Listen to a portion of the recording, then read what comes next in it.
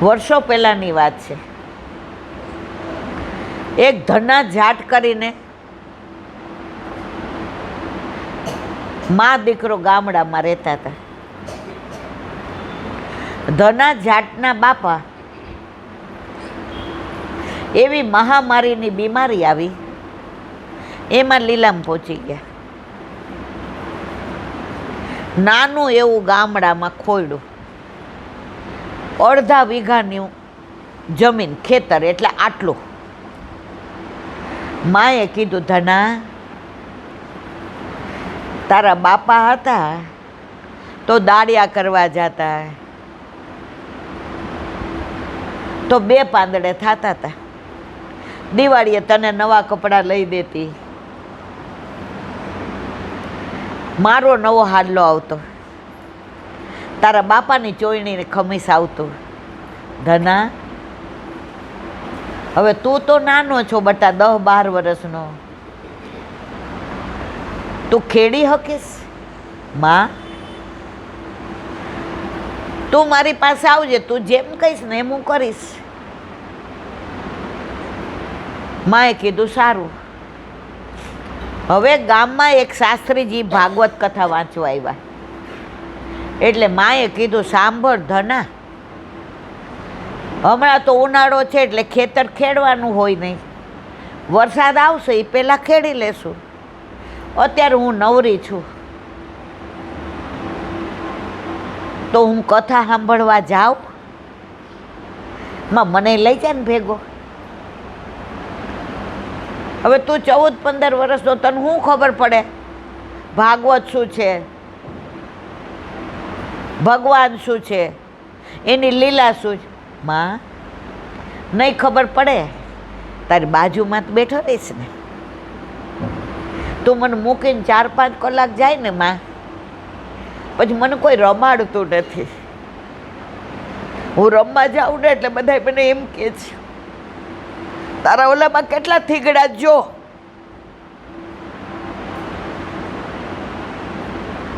તને આવડે છે મોય દાંડિયો રમતા? છે મોય દાંડિયા તારી પાસે? બા, એના કરતાં મારે રમવા ન જ જાવું. હું 4-5 કલાક તારી બાજુ બેઠો રહીશ. માં કે સારું, હાલ બટા.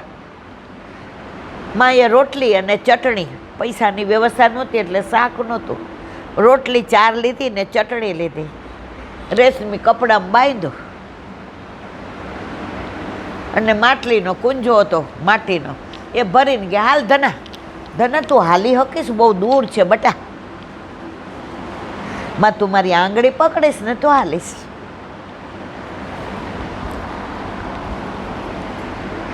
માં દીકરો ગયા. હવે કથામાં શાસ્ત્રીજી 10મ સ્કંદ આવ્યો. 10મ સ્કંદમાં શું હોય મારવાલા? ઠાકોરજીની લીલા, બાળ લીલા, નંદ ઉત્સવ. હવે એને તો માખણ ચોરીની લીલામાં,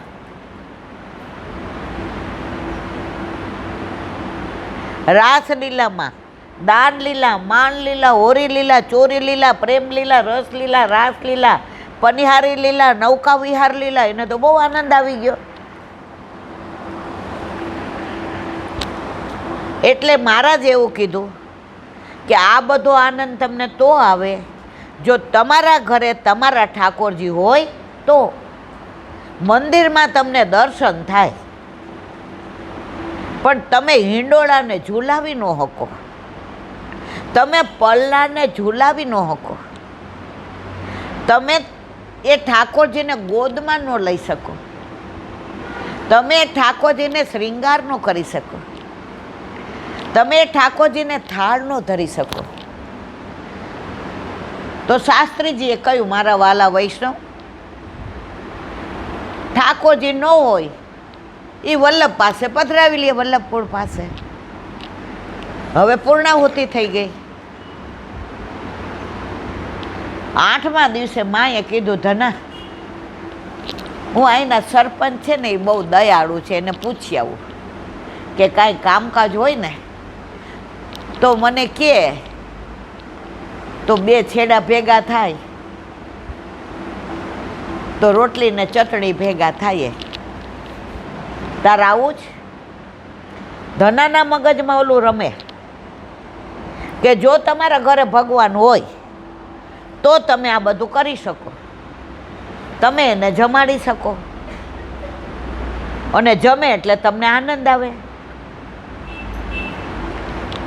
હવે માં ગઈ ઓલા શેઠને ત્યાં પૂછવા. ધનાએ વિચાર કર્યો શાસ્ત્રીજીના મુકામ ઉપર જાઓ. આજે શાસ્ત્રીજી જે બધું સામાન ને સીધું ને બધું આવ્યું છે એ બધું લઈને ગાડામાં જાશે. ધનો મુકામ પર ગયો. ઓલાએ કીધું હમણાં જ ગયા શાસ્ત્રીજી. કઈ બાજુ ગયા હે? એ કે આથમણી કોર ગયા. ગામડામાં છે ને આવું પૂર્વ ને પશ્ચિમનું ને આથમણું ને ઓથમણું ને એવું બધું હોય. ધનાએ દોટ મૂકી. શાસ્ત્રીજી શાસ્ત્રીજી શાસ્ત્રીજી. હવે આટલા થીગડા મારેલા કપડાં હોય, વાળમાં તેલ ન હોય, ઉડતા હોય, એને કોઈ માન ન આપે હો મારા વાલા. પૈસાને માન છે, માણસને માન નથી. એવી બૂમો પાડીને ઓલા હલાવા વાળાને શાસ્ત્રીજી ગયો, આ ગાંડા જેવો આવે છે લાવ એને જવાબ દઈ દઉં. 2 મિનિટ ઊભી રાખો. ઊભું રહે. શું છે? જુઓ, આ જગ્યાએ શેઠનો છોકરો દોડતો આવ્યો હોય તો મારા વાલા અત્યારે ભાવ નથી જોવાતા, પૈસાનો ભાર જોવાય છે. સાચું કે ખોટું? બોલો તો ખરા સાચું. શાસ્ત્રીજી મને ભગવાન આપો ને. એ કે ગાંડા જેવા, તને ભગવાનનું આવડે કાંઈ? પણ તમે ગુરુ છો ને, મારા ગુરુ તમે. બસ તમે જેમ કહેશો ને હું ભગવાનને. પણ ભગવાન જમે હે? તો શાસ્ત્રીજીને દાંત ચડી હતી મારી જેમ. એ કે આને લાવ. એ કે આ જમે, તને જમાડતા આવડે તો. ઓલું છે ને અચ્યુતમ કેશવમ कौन कहते हैं भगवान खाते नहीं, तुम यशोदा की तरह खिलाओ तो वो खाते हैं. તો કે મને શીખવાડો. ધક્કો માર્યો. હું શીખવાડવા નવરો છું તને? વળી ગાડું હલાવ્યું, વળી ધનો પાછળ દોડ્યો. શાસ્ત્રીજી મહારાજ, શાસ્ત્રીજી મહારાજ, ભગવાન આપો, ભગવાન આપો. શાસ્ત્રીજીને એવી દાંત ચડીને ઓલું ભાંગ વાટવાનું ખરલ હતું ને એનો પથરો જોયો છે બધાએ? પેલા આપણે ગામડામાં ચટણી કરવા એવા હતા, ખબર છે? પેલા મિક્સર નહોતા અને આ બધુંય નહોતું. અમે નાના હતા ને એટલે મારી બા ખીજાય ને અમને ભણીએ નહીં એટલે અમને ઓલા લીલા મરચાં ને આદુ ને કોથમીર ને દહીં અને બેહાડે, ઘસ ચટણી બનાવ. હવે સૌથી વધુ મને દાંત ચડતી હોય તો ચટણી બનાવવાની. ઓલા લીલા મરચાં હોય એટલે બળે. એ કે તો વાસણ ઘસ. હું કહું મારા નખમાં રાખ ભરાઈ જાય. પેલા રાખ હતી, આવા પાવડર નહોતા. તો કે કપડાં ધોતા શીખ. હું કહું મારા નખ તૂટી જાય ઓલા ધોકા મારું તો ચટણી તો કરો જ. હરામ બરોબર કોઈ દી હરખી કરી હોય તો પછી એને જ કરવી પડે. એમાં ખોલ હતો, ખબર હોય તો. એટલે શાસ્ત્રીજીને ચડી દાજ. ઓલો ખોલ હતો ને આટલો, એ કે લે આ તારા ભગવાન. બોલો ધનો તો બિચારા એ ભગવાન કેવા હોય એ ખબર નહોતી, પણ કૃષ્ણની 10મ સ્કંદની બાળ લીલા સાંભળી હતી. રાજી થઈ ગયો, હૃદયથી લગાવી, મને ભગવાન મળી ગયા. હાસ, મને ભગવાન મળી ગયા. પછી કે ઉભર્યું પણ આને શું કરું? મને ક્યાં આવડે છે કાંઈ? શાસ્ત્રીજી કે ઉલ્લુના પઠ્ઠા, તું નાઈ ને આને નવડાવજે, તું ખાઈ ને આને ખવડાવજે, તું હોવે ત્યારે હોવડાવી દેજે. શાસ્ત્રીજીએ દાજમાં કહી દીધું. ધનો તો ઘરે આવ્યો,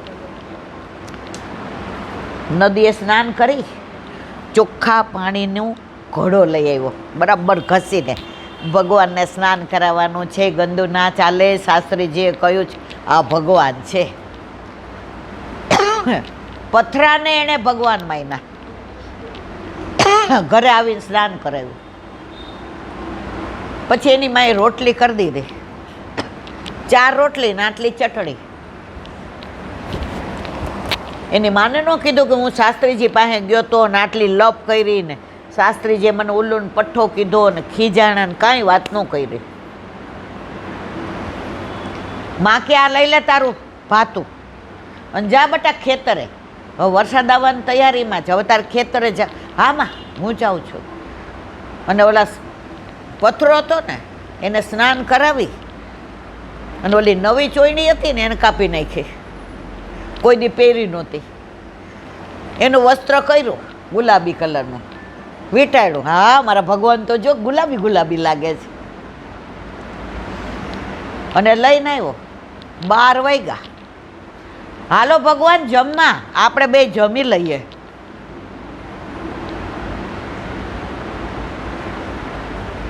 જો નાઈ લીધું છે ને, બરાબર નાયા છો ને, શાસ્ત્રીજી મહારાજે કીધું તું નવડાવવાના બરાબર દેખાવ છે તો હારા તમે, એટલે નાયા તો છો જ.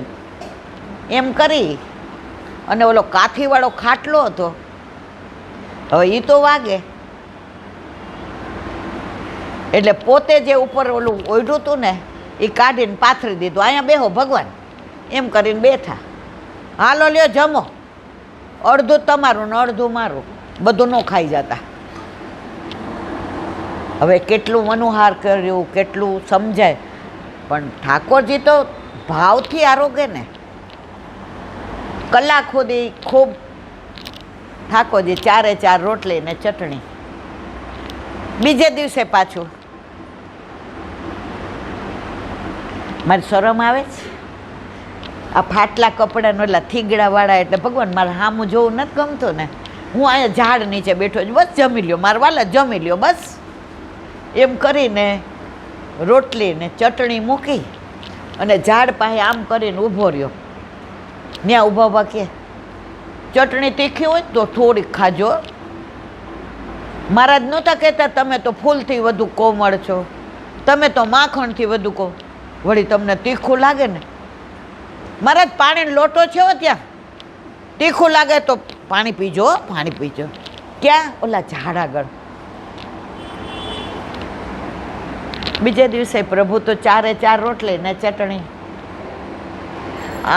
તો પછી એ પોતે ખાય નહીં, કે મહારાજે કીધું તું કે એને જમાડીને જમજે. હવે મારા ઠાકોરજી ભગવાન નથી જમતા, હવે જો ઘરે પાછી લઈ જાય તો માં પૂછે, રસ્તામાં ગાયને આપી દે. આમ કરતા 7 દિવસ થયા. રોજ ગાયને આપી દે. 8મા દિવસે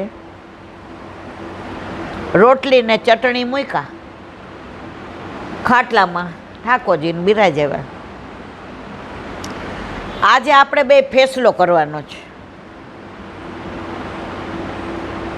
આજે મારું બલિદાન આપી દઉં છું, મારો જીવ આપી દઉં. શાસ્ત્રીજી મહારાજે કીધું તું કે જમાડીને જમજે. આટલું બધું કહું છું, વખાણ કરું છું, મને ખબર તમે કેમ નથી જમતા, હું બધુંય સમજું છું, હું કાંઈ ગાંડો નથી હો.